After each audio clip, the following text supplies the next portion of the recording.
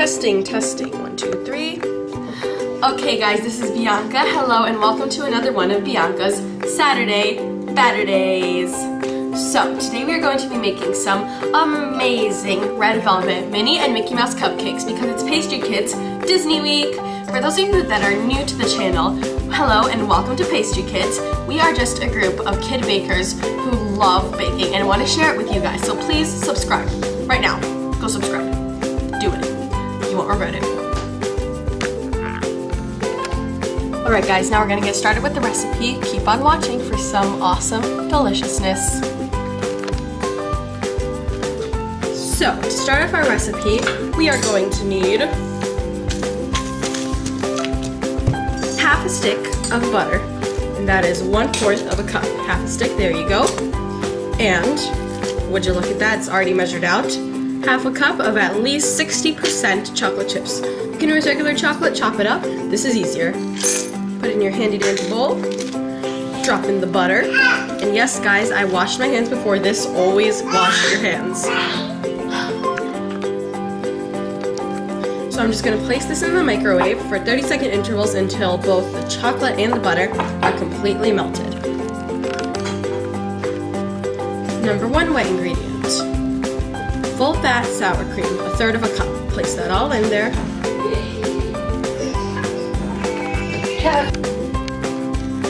Okay, so it has been about a minute, 30 seconds-ish, and my chocolate is completely melted. Delicious. Amazing. So, as you may have noticed, I took a big bowl, and you were like, Bianca, why'd you take such a big bowl if you're only having a little bit of butter and chocolate? It is because we are adding almost all of our wet ingredients in here. So, big bowl.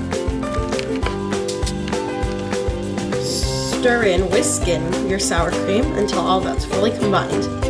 Now, it might curdle, that's just because of a change of temperature, but don't worry, because by the end you'll have a perfectly smooth batter. That is what you want, perfectly combined chocolate butter and sour cream. On to the next wet ingredient.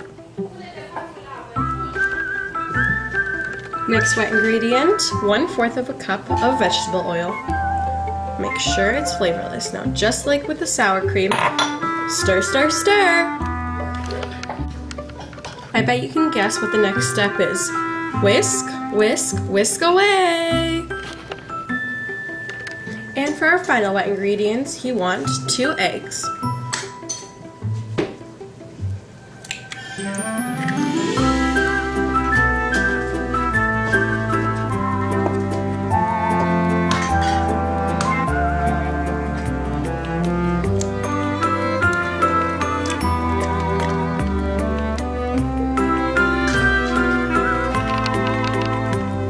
When you're done with all the wet ingredients, this is what you want your batter to look like. Now, we're going to start on our dry ingredients. What you want is 3/4 of a cup of cake flour. Now, it's very important that it's cake flour because cake flour is super sifted, which will give you a very nice, light, and airy cake. I like measuring these out in 3/4 of a cup spoons, whatever you want to call it, because it just gives you a whole lot more of an exact measurement. Half a cup of white granulated sugar, half a teaspoon of baking soda,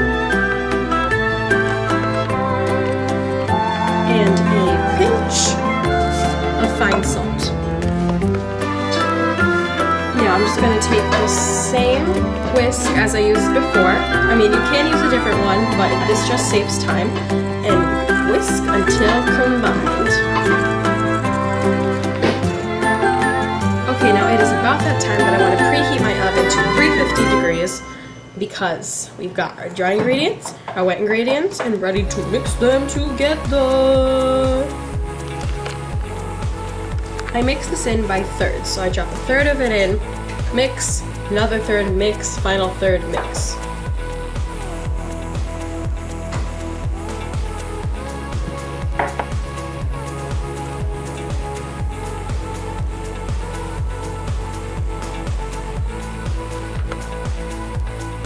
Okay, so I've mixed in all my dry ingredients and wet ingredients, and this is about what it has to look like.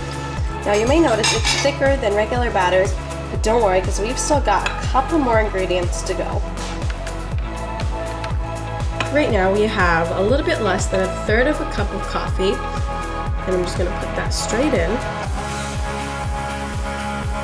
And you could use instant coffee, but I just use regular coffee. I find that it really brings out the taste of the chocolate in my batter.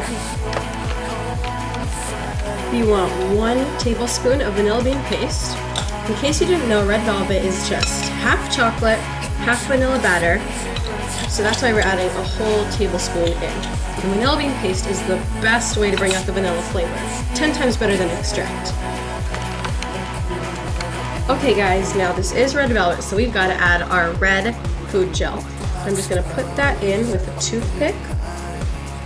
And since this is a very dark chocolate batter, you're going to want a good amount of red food dye or it won't show at all. Alright guys, I've added my red food dye, and this is what you want your batter to look like. Smooth, silky, red. The color will change a little bit after they've baked. And these are ready to go in the cupcake tins. Okay, so here I have a 12 cupcake tin, and I have these really cute pink little cupcake liners for my Minnie Mouse cupcakes, and these very, very light yellow Mickey Mouse cupcakes, because for the Mickey Mouse cupcakes you want the red velvet cake to be shown. That's why we have these kind of like translucent cupcake liners. Now I like to take my batter with an ice cream scoop, so that way I have equal amounts in each tin when I drop the batter in.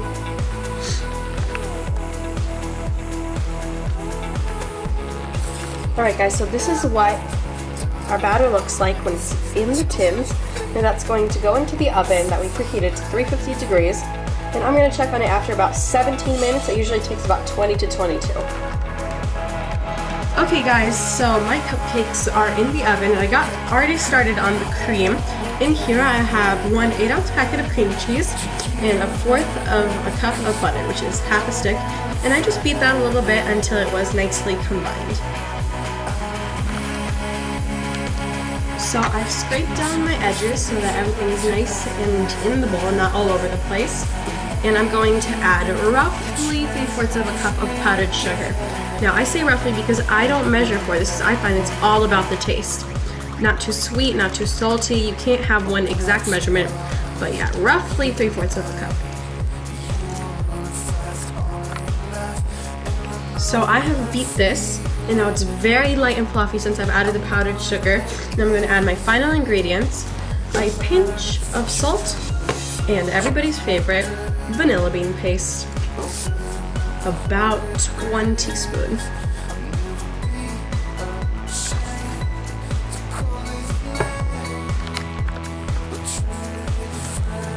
So my cream frosting, whatever you want to call it, it's completely combined. It looks beautiful. See those soft peaks? And I'm going to transfer it into a plastic bag fitted with a 1M piping tip. Okay, so this is our Minnie Mouse cupcake. See how pretty it is in this cute little tin? And I don't know if the camera catches it, but they are red, which you will see at the end when I do some photos. I've got my cream cheese frosting, and I'm going to pipe.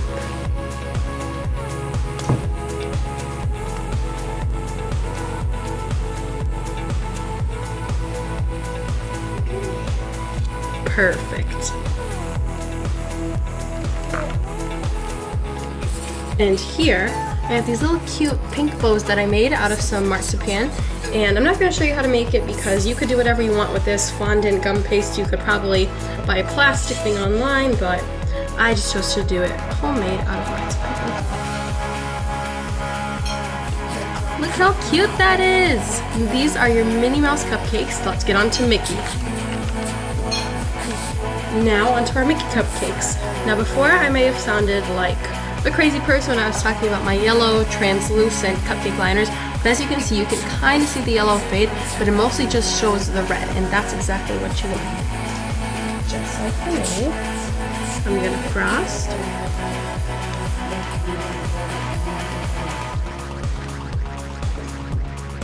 Very cute. Just like for Minnie again, we got our 2 little ears.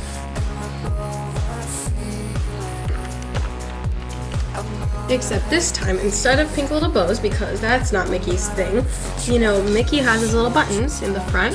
So for that, we're using vanilla mini Oreos. And for them to stick onto the cupcake liner, I'm gonna dab them with the tiniest bit of frosting. Don't overdo it. And just place one here. And one right here. Alright, so I frosted and decorated the rest of my cupcakes. These are so cute, probably the cutest things I've ever made. Look at the bows and the little buttons. I really hope you guys enjoyed this video, and I'll see you next week on Bianca's Saturday Batter Day.